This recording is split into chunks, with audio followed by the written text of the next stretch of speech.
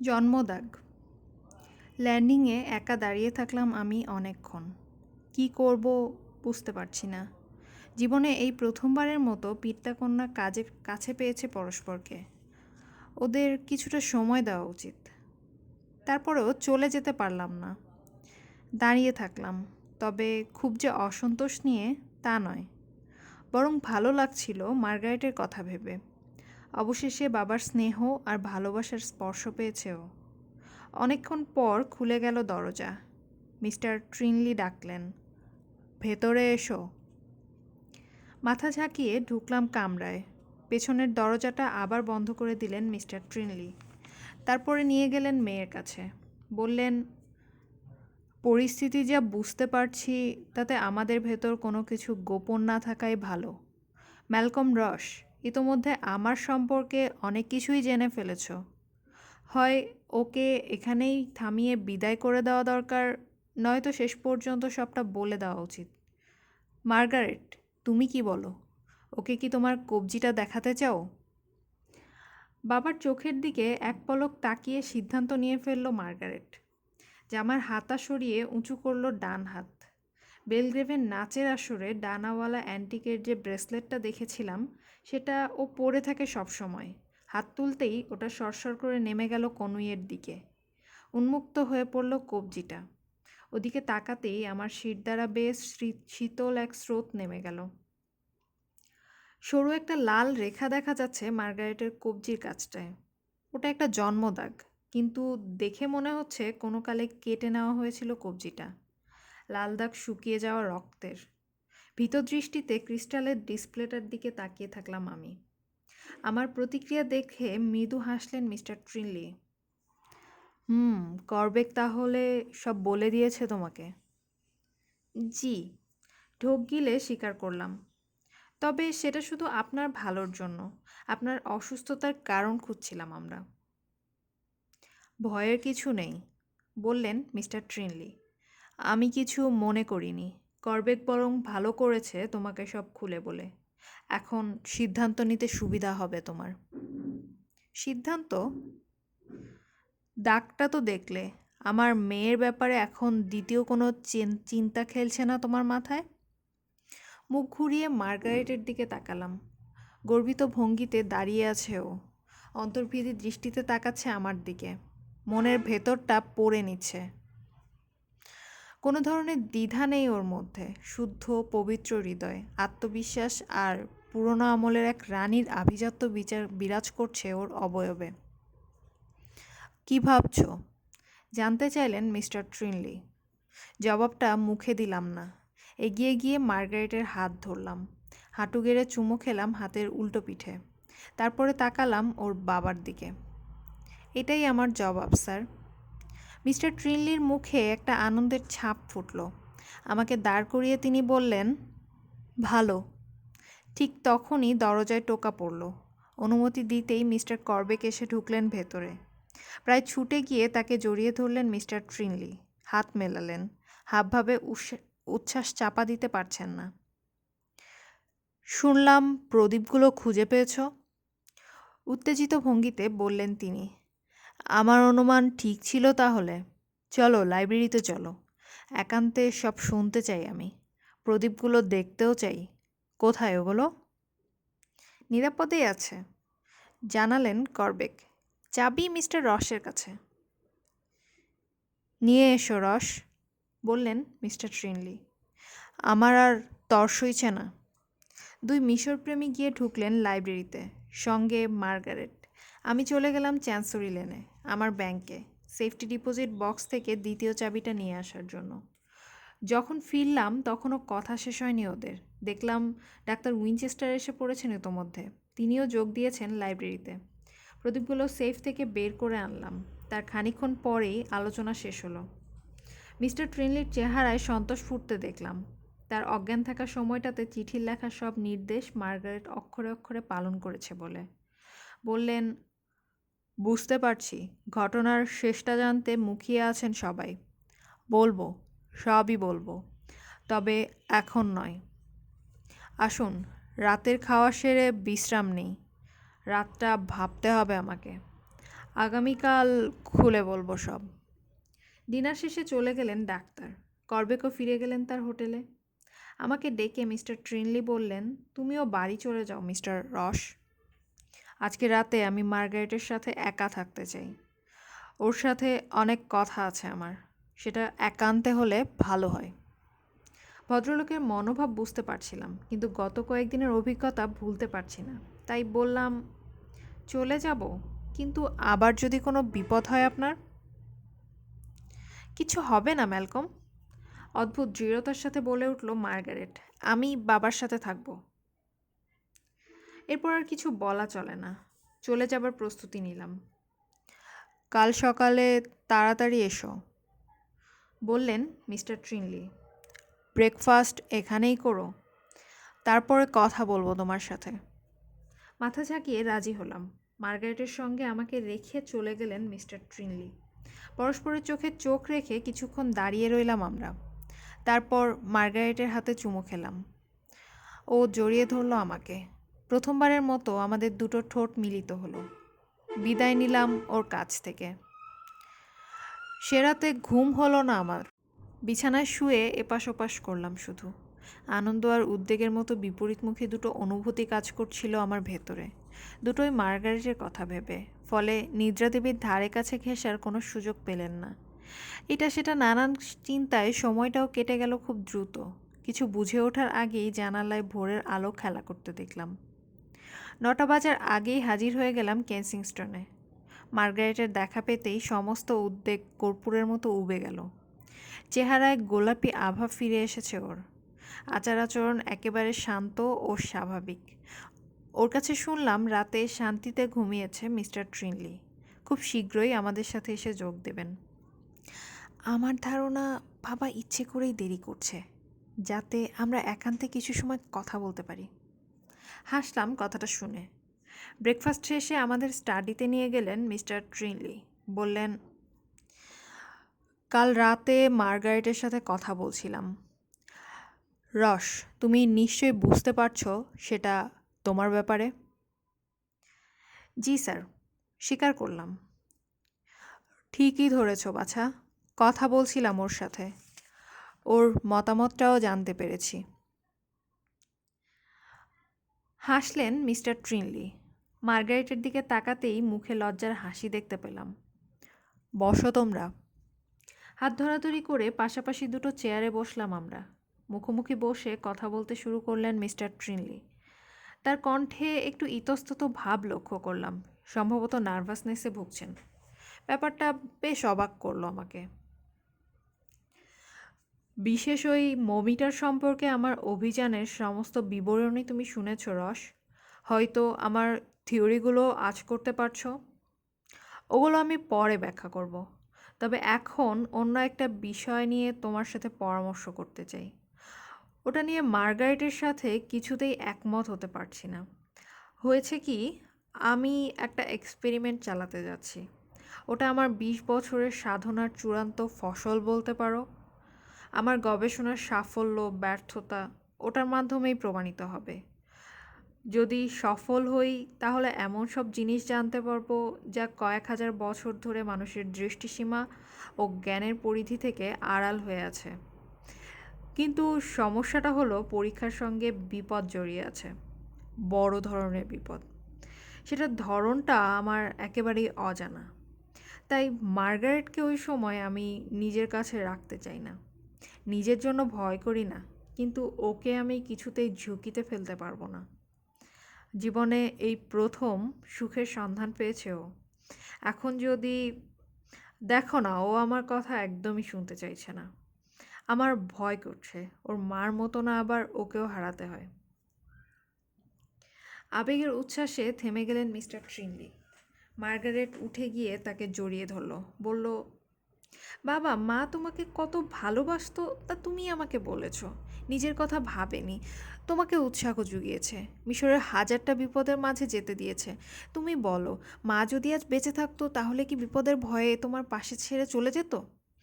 ওর মেয়ে হয়ে এই কাজটা আমি কিভাবে করি? জবাব দিতে পারলেন না মিস্টার ট্রিনলি। আমার দিকে তাকালো মার্গারেট। বলল, ম্যালকম তুমি জানো আমি তোমাকে ভালোবাসি, কিন্তু ভালোবাসার মানে হচ্ছে বিশ্বাস। সেটা দুঃখ, কষ্ট, বিপদ আপদ, সুখ সব সময়। তাই আমার পাশে থাকা চাই তোমাকে। একসঙ্গে ওই বিপদ মোকাবেলা করব আমরা। সফল হলে একসঙ্গে হব, ব্যর্থ হলেও একসঙ্গে। দরকার হলে মৃত্যুকে বরণ করে নেব। আমার হবু স্বামীর কাছে এটাই আমার চাওয়া। তুমি বলো, আমি যা চাইছি তা কি ভুল? কথাটা শুনে ওর প্রতি ভালোবাসা বেড়ে গেল আরও। উঠে গিয়ে হাত ধরলাম ওর। মিস্টার ট্রিনলির দিকে তাকিয়ে বললাম, স্যার, এই বিষয়টাতে মার্গারেটের সাথে আমিও একমত। উঠে দাঁড়িয়ে আমাদের দুজনের হাত চেপে ধরলেন মিস্টার ট্রিনলি। আমি জানতাম মার্গারেটের মাও একই কাজই করত। চোখে অশ্রু দেখতে পেলাম ওর। ডাক্তার উইনচেস্টার আর মিস্টার করবেকের সময় দেওয়া হয়েছিল, ঠিক মতোই হাজির হয়ে গেলেন তারা। লাইব্রেরিতে গিয়ে মিটিংয়ে বসলাম সবাই। প্রত্যেকের চেহারা গম্ভীর হয়ে আছে। গত কয়েকদিনের অদ্ভুত ঘটনা প্রবাহ, সেই সঙ্গে অনাগত ভবিষ্যৎ নিয়ে ভাবছি সবাই। জানলার কাছে বড় একটা আর্মচেয়ারে বসেছিলেন মিস্টার ট্রিনলি। আমরা তাকে ঘিরে বসলাম। মার্গারেট বসলো বাবার বাঁয়ে, করবেক ডানে, আমি আর ডাক্তার মুখোমুখি। করবেককে জিজ্ঞাসা করলেন মিস্টার ট্রিনলি, ডাক্তারকে মমি সংক্রান্ত সব ঘটনা জানিয়েছ? হ্যাঁ, মাথা ঝাঁকালেন করবেক। আসার পথে বলেছি। গুড, আমিও সব জানিয়েছি মার্গারেটকে। আমরা সবাই তাহলে ব্যাপারটা সম্পর্কে অবগত। ডাক্তারের দিকে তাকালেন মিস্টার ট্রিনলি। উইনচেস্টার, সব তো শুনেছ। বিপদ হতে পারে এক্সপেরিমেন্টের অংশ নিতে। তোমার আপত্তি নেই তো? মোটেই না, পরিষ্কার গলায় বললেন ডাক্তার। এমনিতে ঘটনা শেষ দেখব বলে ঠিক করেছিলাম। শোনার পরে এখন তো আগ্রহ বেড়ে গেছে আরও। কিছুতেই এই সুযোগ হাতছাড়া করতে রাজি নই। বিজ্ঞানের লোক আমি, তাছাড়া কোনো পিছুটানও নেই। বিপদ টিপদের ভয় করি না। আমি আপনার সাথে আছি। শুনে খুশি হলাম। করবেকের মতামত নেবার প্রয়োজন নেই। ও বহু বছর ধরেই আমার সঙ্গে আছে, জানে কি করতে চাই আমি। মার্গারেট আর রসও আমাকে সাহায্য করতে রাজি হয়েছে। একটু থামলেন মিস্টার ট্রিনলি, কথা গুছিয়ে নিলেন।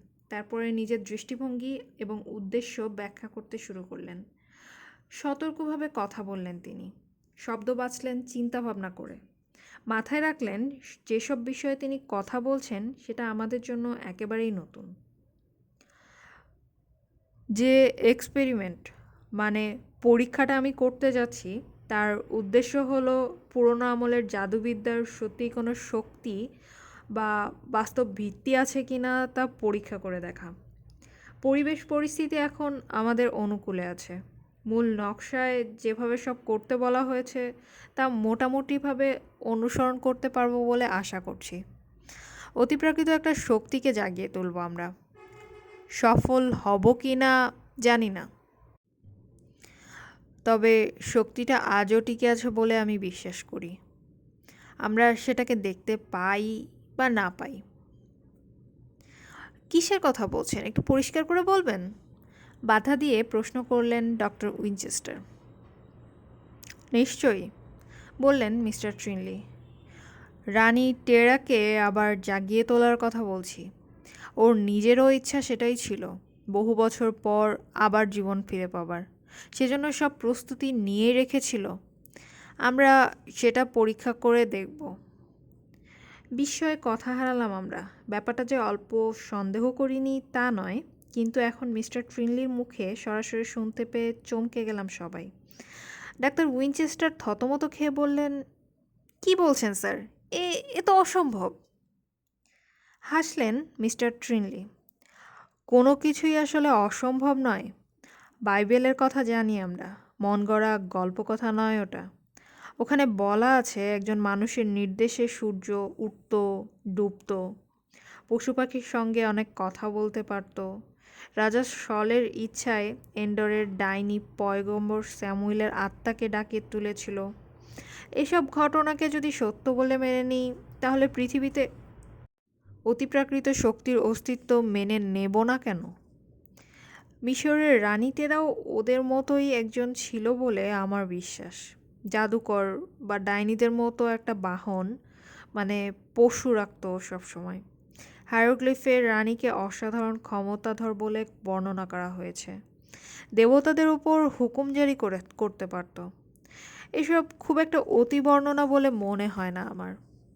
যদি তাই হতো তাহলে ওর মৃত্যুর পরে মিশরীয় পুরোহিতরা রানীর নাম নিশানা মুছে ফেলতে এত তৎপর হতো না।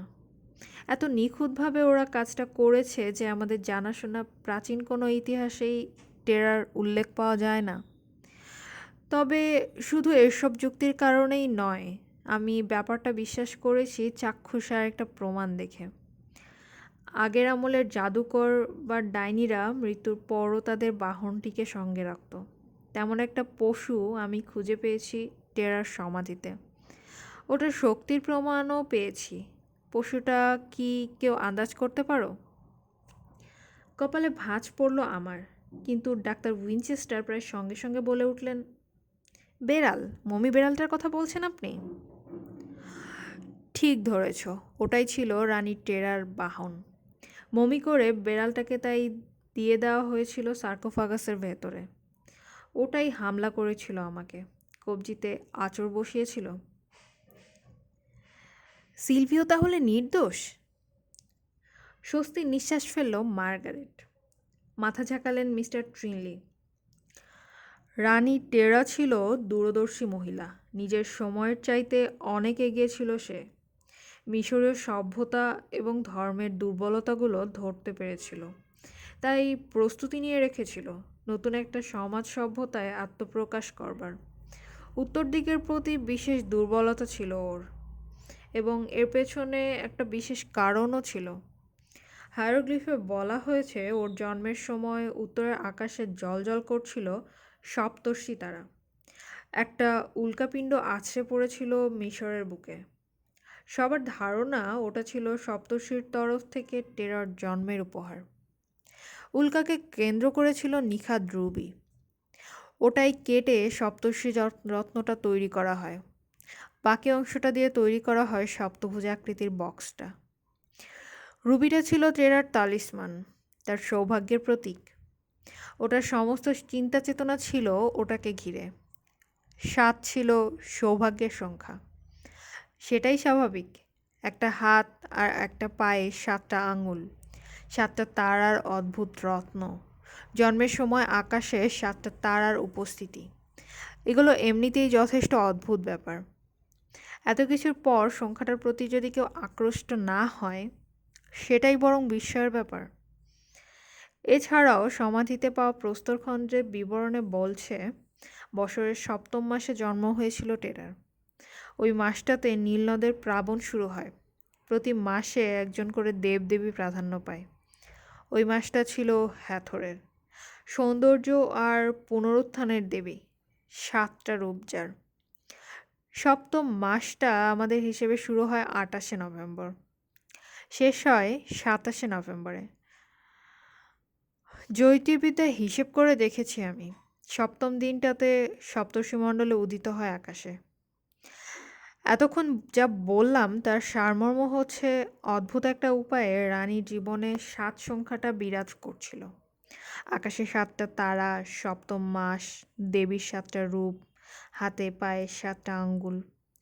এত সব জিনিস আর যাই হোক কাকতালীয় হতে পারে না।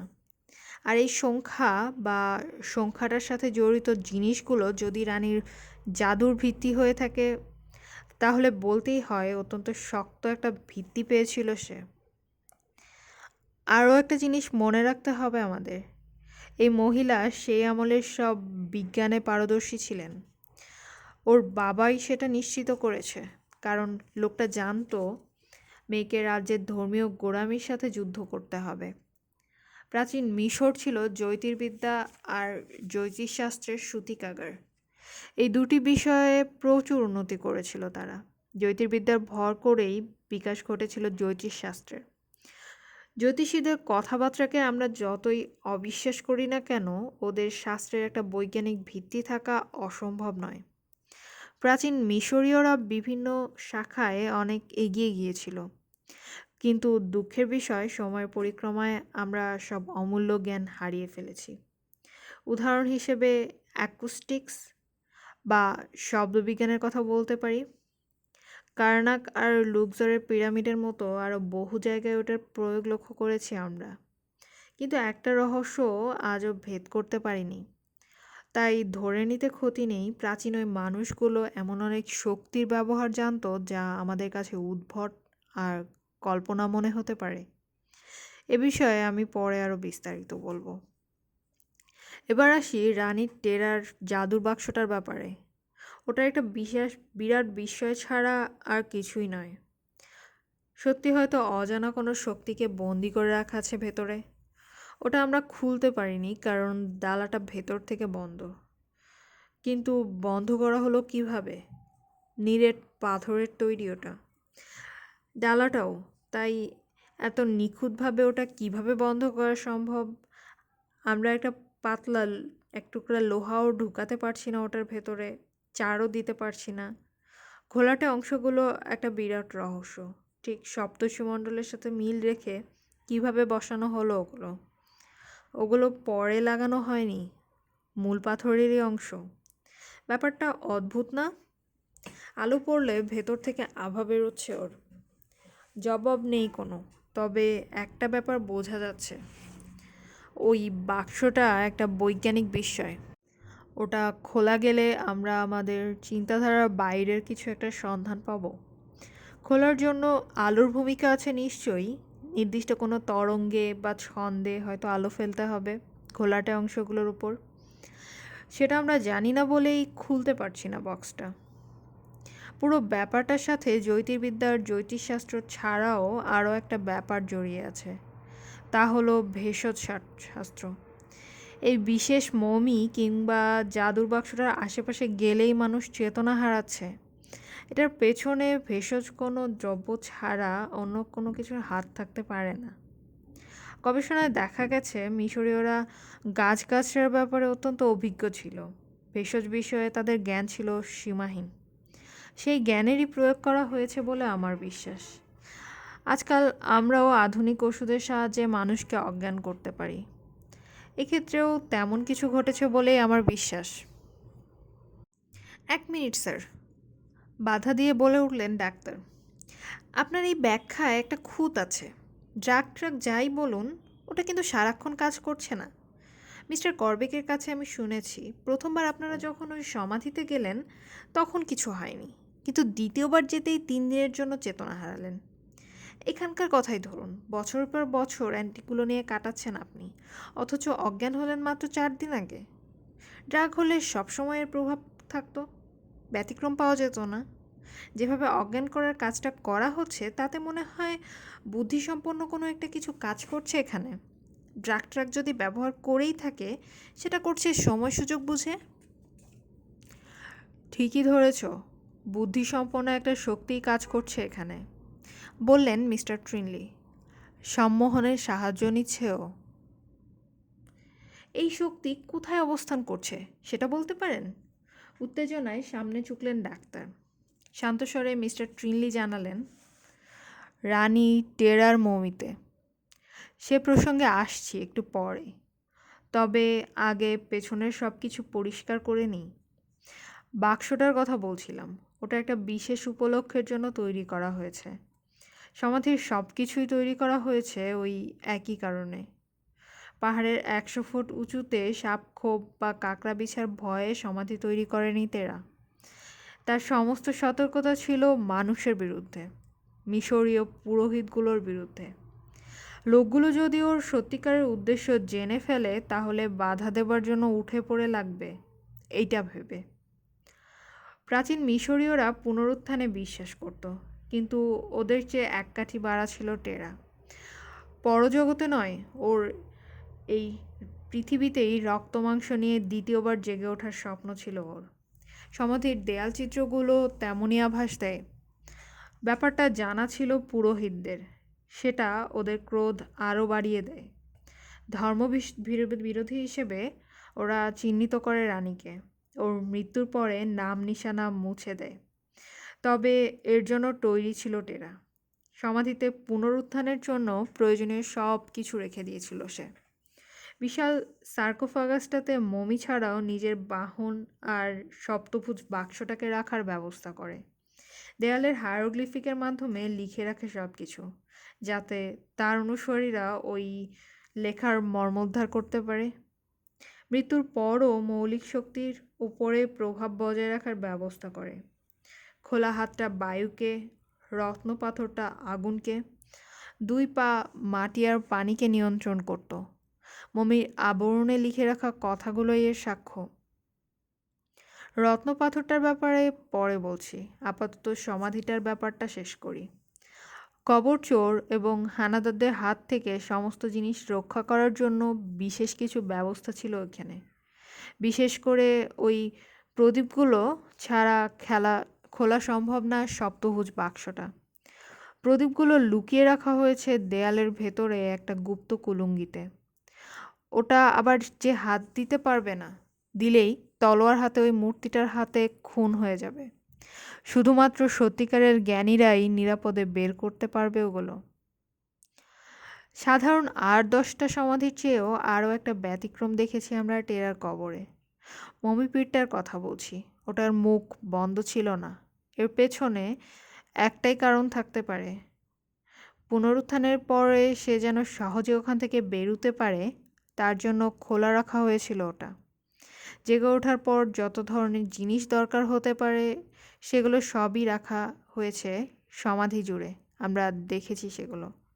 এমনকি প্রবেশপথের কাছে যে শেকলটা রয়েছে সেটা সম্ভবত পাহাড় থেকে নামার জন্য রাখা হয়েছে। দড়ি রাখা হয়নি, কারণ ওটা বেশি দিন টেকে না, পচে যায়। সব কিছুই একটা ব্যাপার নির্দেশ করছে, রানী টেরার পুনরুত্থানের। কিন্তু এর পেছনে ওর আসল উদ্দেশ্য কী ছিল তা আমরা জানি না, জানতে পারবও না যতক্ষণ না ওকে আবার জাগিয়ে তুলতে পারছি। একটু বিরতি নিয়ে আবার কথা বলা শুরু করলেন মিস্টার ট্রিনলি। এবার আসি সপ্তর্ষি রত্নটার বিষয়ে। টেরা ওটাকে নিজের সবচেয়ে বড় সম্পদ বলে মনে করত। ওটায় ও এমন কিছু মন্ত্র খোদাই করিয়েছিল যা সে সময়ের লোকজন উচ্চারণ করতে সাহস পেত না।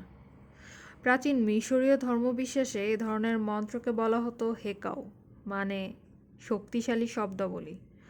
ওরা বিশ্বাস করত ঠিকমতো ওসব মন্ত্র আওড়ালে স্বর্গমর্তের অধিকারীদের উপরও হুকুম চালানো যায়।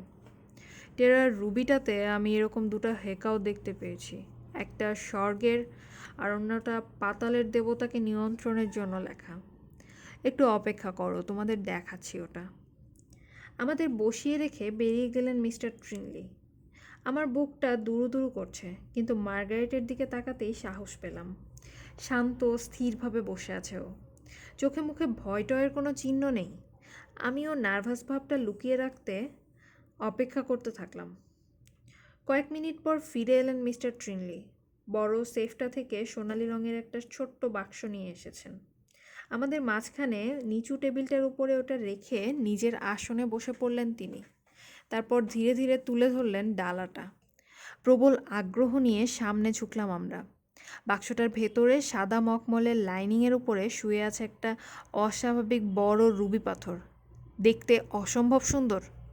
খোদাই করে বানানো ওটা। আকারটা ডানা মুড়ে থাকা একটা গোবরে পোকার মতো। রক্তলাল শরীরটার ভেতরে জ্বলজ্বল করছে 7টা তারার 7টা বিন্দু, উজ্জ্বল, প্রতিটারই 7টা বাহু। ভালো করে তাকালেই তারাগুলোর সজ্জার সাথে সপ্তর্ষিমণ্ডলের বিস্ময়কর মিল দেখতে পেলাম। মিস্টার ট্রিনলি পকেট থেকে একটা ম্যাগনিফাইং গ্লাস বের করে দিলেন। সেটা দিয়ে পালা করে পাথরটাকে খুঁটিয়ে খুঁটিয়ে দেখতে লাগলাম আমরা। নিখুঁতভাবে খোদাই করা চিত্রলিপিগুলো চোখে পড়ল এর ফলে। আমাদের দেখা শেষ হতেই বাক্সটা আবার বন্ধ করে দিলেন মিস্টার ট্রিনলি। বললেন, দেখেছো তোমরা, 2টো হেকাও রয়েছে রত্নটার গায়ে, ওপরে নিচে। ওপরেরটা হচ্ছে মার রয়ের ওপরে একটু জোর দিতে হবে। শব্দটার অর্থ ভালোবাসা, সম্পূর্ণ, নিখাদ এবং চরম ভালোবাসা। এটা হচ্ছে স্বর্গের দেবতাদের নিয়ন্ত্রণের হেকাও। দ্বিতীয় সংকেতটা একটু জটিল, তবে সহজ করে বলতে গেলে ওটাকে ধৈর্য বলা যেতে পারে। ওটা হচ্ছে পাতাল বা পরলোকের দেবতাদের নিয়ন্ত্রণের মন্ত্র। রত্নটা আবার সেফে রাখার জন্য চলে গেলেন মিস্টার ট্রিনলি। ফিরে এসে খেই ধরলেন তার কথার। মন্ত্রখচিত ওই পাথরটা রানী টেরার পুনর্জাগরণের একটি গুরুত্বপূর্ণ অংশ, সম্ভবত সবচেয়ে গুরুত্বপূর্ণ অংশ। সেজন্য ওটা ওর সার্কোফাগাসে হাতের নিচে রেখে দেওয়া হয়েছিল। শুরু থেকেই ওটার গুরুত্ব কিছুটা আঁচ করতে পেরেছিলাম আমি, তাই পাথরটা রেখে দিয়েছিলাম আমার শেফের ভেতরে, যাতে চোর ডাকাত তো দূরের কথা, টেরার ছায়া শরীরও নাগাল না পায় ওর। 1 মিনিট বাবা, বাধা দিয়ে বলল বাধা দিয়ে বলল মার্গারেট। ছায়া শরীর বলতে কি বোঝাচ্ছ? বৌদ্ধ ধর্মের একটা বিশ্বাস হচ্ছে এই ছায়া শরীর, ব্যাখ্যা করলেন মিস্টার ট্রিনলি। তবে ধারণাটার উৎপত্তি হয়েছে প্রাচীন মিশরে।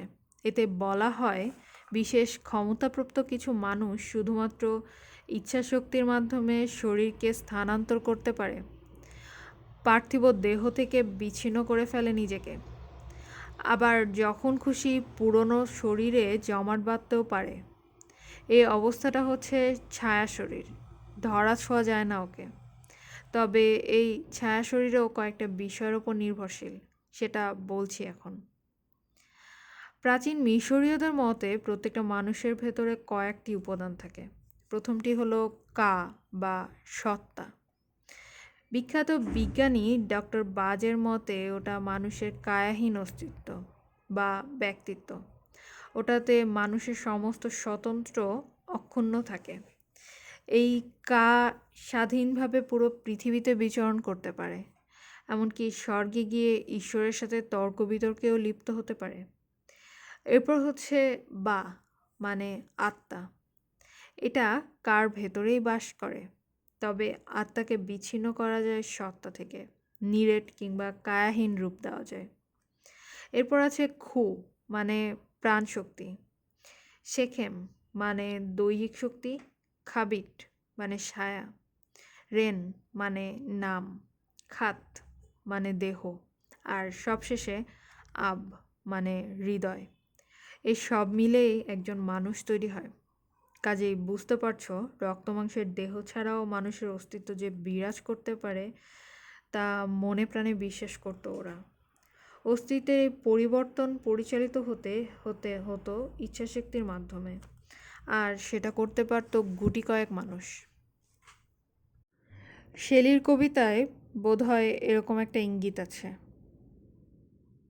সমস্যা এবং যে কোনো কবির চেয়ে মিশরীয়দের ধর্মবিশ্বাস সম্পর্কে ভালো ধারণা ছিল শেলির। আবার গম্ভীর হয়ে গেলেন তিনি, ফিরে গেলেন আগের প্রসঙ্গে। তো যা বলছিলাম, এসব বিভিন্ন বিষয় পর্যালোচনা করে আমি উপসংহারে পৌঁছাই যে রানী টেরা সম্ভবত নিজেই নিজের পুনরুত্থান ঘটাতে চেয়েছিলেন। কখন, কোথায়, কিভাবে সেটা ঘটবে তাও সম্ভবত ঠিক করেছিল সে। আর এ কারণে আমার ধারণা মৃত্যুর আগেই নিজের সত্তাকে আলাদা করে ফেলেছিল ও, প্রবেশ করেছিল ছায়া শরীরে। পরলোকে ওকে নিতে পারতো না কেউ, কারণ সে জগতের উপর নিয়ন্ত্রণ ছিল ওর। ধৈর্যের হেকাও নিয়ে ও অপেক্ষা করছিল সঠিক সময়ের জন্য, জেগে উঠবার জন্য। প্রথমবারের মতো সেটার ব্যাঘাত ঘটে ওই ডাচ অভিযাত্রী নিকোলাস ভ্যান হাইনের ওই সমাধিতে ঢোকায়। লোকটার সঙ্গী সাথীরা সমাধির পবিত্রতা নষ্ট করে ওর হাত চুরির মাধ্যমে। ওই চুরিটা একটা ব্যাপার প্রমাণ করে, সেটা হলো পুরো শরীরের প্রয়োজন নেই। শরীরের যে কোনো একটা বিচ্ছিন্ন অংশেই জমাট বাঁধতে পারে ছায়া শরীর, ওটাকে কার্যকর করে তুলতে পারে। এই যে আমার ঘরে ওর হাতটা রেখে দিয়েছি, তাতে ওর উপস্থিতি নিশ্চিত হচ্ছে প্রতি মুহূর্তে। এবার আসি সবচেয়ে কৌতূহল উদ্দীপক বিষয়টাতে, মানে আমার উপর হামলার বিষয়ে। এটার পেছনেও একটাই কারণ ছিল, শেফ থেকে সপ্তর্ষি রত্নটা বের করা। শেফটা টেরার ছায়া শরীরের জন্য কোনো বাধা না, ভেতরে গিয়ে সহজেই দেখে নিতে পারে কি আছে ওখানে। সমস্যা হলো দরজাটা, ওটা খুলতে জানে না সে। আবার ছায়া শরীর যেভাবে ঢোকে বেরোয়, রত্নটাকে বের করা সম্ভব হচ্ছে না। এদিকে ওর জেগে ওঠার সময় ঘনিয়ে এসেছে। জেগে ওঠার জন্য ওর রত্নটা প্রয়োজন, তাই মরিয়া হয়ে পড়ে, আমাকে অজ্ঞান করে ফেলে।